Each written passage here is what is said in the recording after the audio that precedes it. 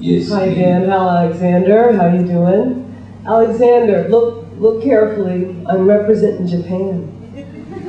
Yeah. She's a Ninja Turtle. So is my friend over there. That's right.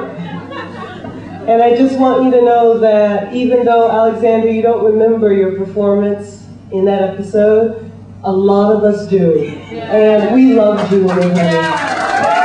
You were a star. Yeah.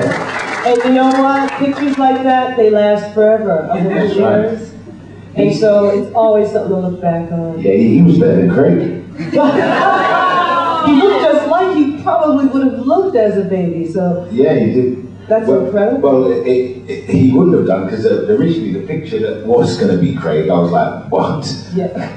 You know, so then I brought a picture of him in, and I suggested that he looked a lot more like Craig than the baby they'd chosen, because the baby they'd chosen looked like he came from Nigeria. Incredible. And Craig is obviously not anything looking like a Nigerian. He doesn't even look like an Englishman.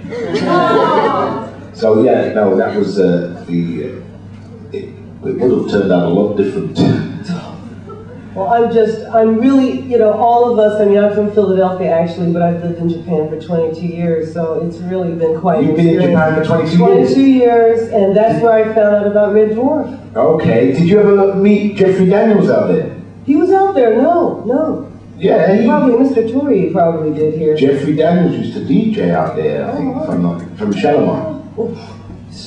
Yeah, but you know what, Easy, all these brothers been out there. But the main thing is I just want Alexander to know that you and your uncle, Danny here, are on a totally color-filled, yet the most colorblind show in the world. And it's fabulous. That's right. And we all appreciate it. And we're going to appreciate it for many, many years. That's right. You'd be hard pushed to get another show like it, really, to be honest with you. Not in America, not anywhere. Even the Americans tried to do it, remember? Yeah.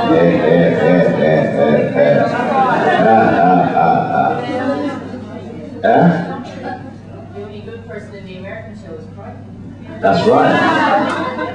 Even the Americans said that. That's it. Hey. Because I can't think of an original question, I'll ask the same as before to Robert. What is the most important thing to have in comedy? What's the most important thing to have in comedy? Yeah. I would say a good script.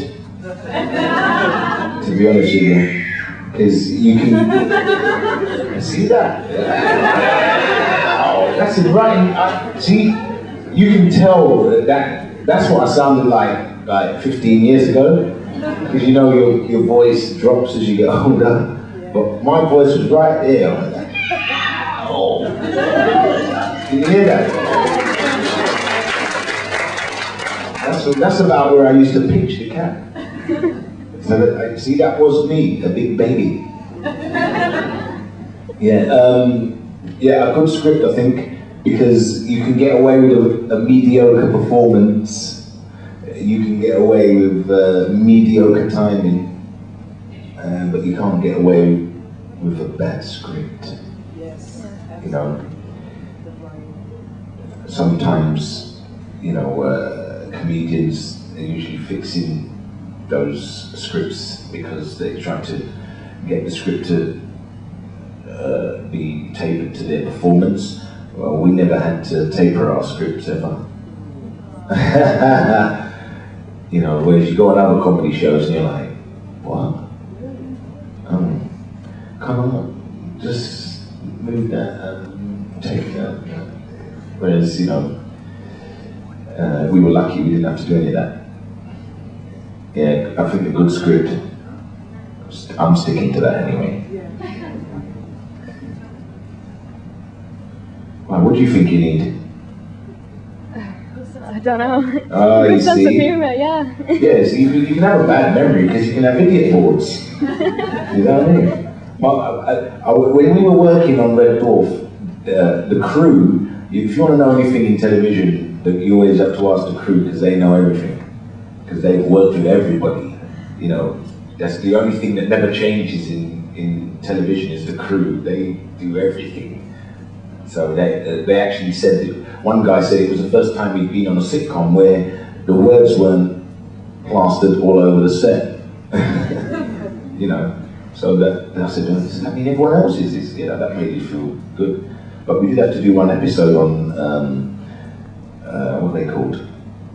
Auto cue, yeah. Only because the script was late for the first time and only time.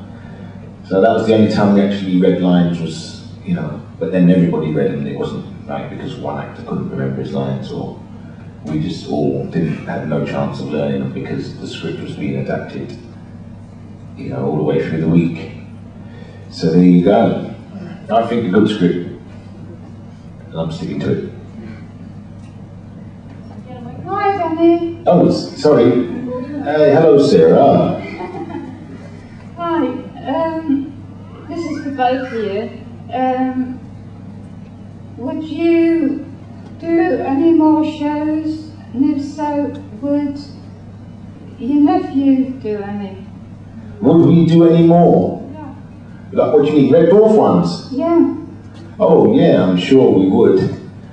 I don't know if we're going to be doing Red Dwarf in the near future, or the far future as far as the TV show is concerned.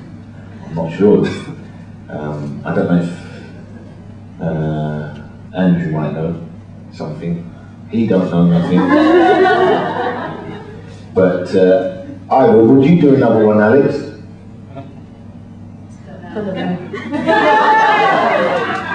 That's 3 I don't know this. Yeah, no, I'm sure he would. He'd probably have to play Teenage Lister, wouldn't he? Yeah. Yeah, we can sort that out. Baxter. Sorry? It's more than younger Baxter. You think so? It'd be quite interesting. Bexley Speed. Yeah, that's it. There you go. Jim Bexley Speed. You see, you haven't been doing your homework. I haven't got to do Zoom no more, so I can't watch them on Sky. Look, if I know more than a fan, then you've got trouble. If I can remember more than any Red Dwarf fan, they're not a Red Dwarf fan. Because I don't know anything about Red Dwarf. They ask me questions about the shows all the time, and I'm like, what? What episode was this in? I don't know. They are, what suit did you have on in that episode? I'm like, I ain't got a clue. It just seems so long ago. Yeah. Yes, I'm sure we would do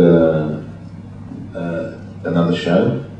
We'll probably all, you know, be wheeled out there, but we'll have to have the Grecian 2000 and Detox.